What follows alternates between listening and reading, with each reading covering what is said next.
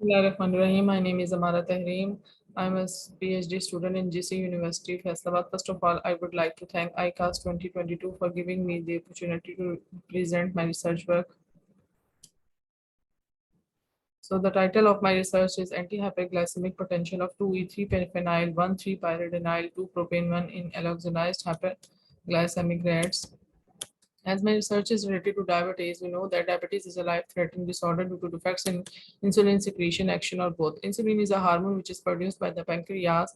So there are two types, main types of diabetes: type 1 diabetes and type 2 diabetes. In type 1 diabetes, the pancreas does not produce insulin. However, in the case of type 2 diabetes, enough insulin is not produced by pancreas, or in some cases, the insulin produced inside the body does not work properly.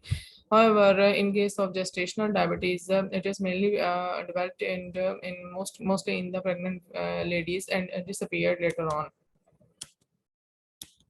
These are the symptoms of type 1 diabetes. Pancreas does not produce insulin in type 1. So these are the symptoms: frequent urination, unexplained weight loss, fatigue, weakness, blurry vision, irritability, and mood swings.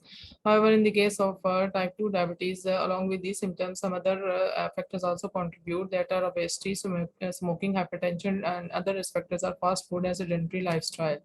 And it may lead to further diabetic complications. Role of oxidative stress.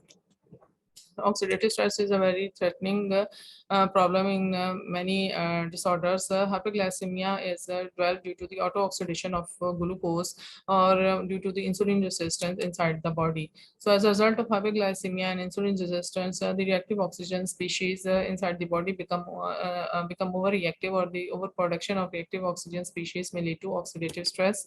Both these factors may contribute to beta cell dysfunctioning, and beta cell dysfunctioning in return also cause the hyperglycemia and insulin resistance. So these are all the are interrelated factors that may contribute to diabetic abnormalities. 2-ethylphenyl 1,3-pyridinol 2-propane-1 is my research compound. This is basically a chalcone derivative. So what are chalcones? Chalcones are precursors of flavonoids and isoflavonoids, and we know that flavonoids are very important polyphenolic compounds, which are obtained both from edible plants and can be synthesized also. So these are the flavonoids are present in most leguminaceae family, or show very important biological activities like antioxidant properties, anti-inflammatory properties, anti-cancer properties, and neuroprotective effects. So what is the objective and need of the project? The objective of this study was to determine the anti-hyperglycemic activity of this research compound, and to determine the antioxidant activity of the compound. These are all the therapeutic targets of chalcones, which have been evaluated in previous studies for their anti-diabetic potential. For example, the chalcones might cause might be the inhibitors of these therapeutic targets inside the body. As a result of this inhibition of these enzymes, diabetes can be cured. So methodology, first of all, we took 50 healthy albino Winster rats from Institute of Annual House of the Institute of Pharmacy, Physiology and Pharmacology, University of Agriculture, Faisalabad, and then kept them for their acclimatization period. After acclimatization period, we divided them into 5 groups, each containing 10 rats. So for negative control group, we have given only the routine diet. For positive control group, we injected the Lexon monohydrate intraperitonially, and same was the case with the other 3 groups. So diabetes was induced, and the diabetic levels were checked regularly before the start of the treatment, until the rats showed the levels of 300 milligram per deciliter. So we ensured that they are not diabetic, and further treatment is can be started. Then we started treating the group 3 with the vinclamide, that is a standard anti-diabetic drug, and group 4 and group 5 with chalcone derivative 5 ml per kg orally, and treated to group with chalcone derivative 10 ml per kg orally. So timeline was about for 28 days. So during this treatment period, we did the monitoring for physical parameters like body weight, feedback, and water intake. Levels were checked on weekly basis. Biochemical analysis, fasting glucose levels were also checked on a weekly basis. Weight and fasting glucose levels were checked, and the results showed that treatment groups restored the weight. So weight was reduced in positive control group that might be linked to the glucose auto-oxidation and protein breakdown due to the insulin diabetes induction. But after the treatment with the both treated 1 and treated 2 groups, we have seen that they restored their weight. Same was the case with fasting glucose levels, that these levels were high in positive control group and the other three groups, but after treatment with glibenclamide and treatment 1 and treated 2 groups for 0, 14 and 28 days, we can see that the treatment groups, in treatment groups, the fasting glucose levels were markedly reduced. That might be due to the anti-hyperglycemic potential of the chalcone derivative.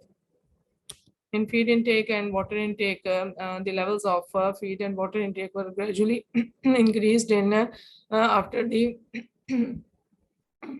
after the diabetes induction, but restored were increased in after diabetic induction, but were decreased gradually after the after giving the treatment 1 glibenclamide treatment and the chalcone derivative both treatments. These groups restored the water intake and feed intake that so so after 4 weeks, we did the decapitation, and blood samples were collected that were kept in the clock activator tubes, and then after centrifugation, serum samples were collected, and then tag, toss, glucose, insulin, RFTs, and cholesterol levels were measured. Tissue samples were collected, and pancreas was kept in the formalin, and then in formalin for histopathological examination, and then their slides were made, and then micro photographs were analyzed later on. So these are the results of serum insulin levels. We can see that treatment group showed decreased serum glucose levels as significantly as compared to the positive control group. That might be linked to the, again, with the anti-hyperglycemic potential of chalcone derivatives. Same is the case with the serum insulin levels, that the serum insulin levels were increased in the positive control group, were decreased in the positive insulin positive treatment group, control group. However, in glibenclamide treated and treatment 1 and treatment 2, we can see that insulin levels were increased. That might be linked to the regenerative capacity of the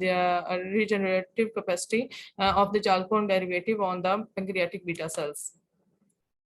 In the case of serum toss and tag, total oxidant status of the positive control group was markedly increased as compared to the glibenclamide and treated 1 and treated 2 groups.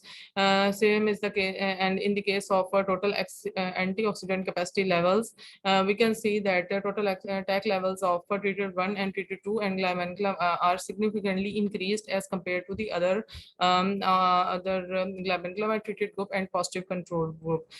This increase in the total antioxidant capacity levels of these two groups might be linked to the reduction in the insulin resistance inside the body after treatment. So serum creatinine and urea levels, these are the breakdown products of protein, and creatinine are obtained from the muscles.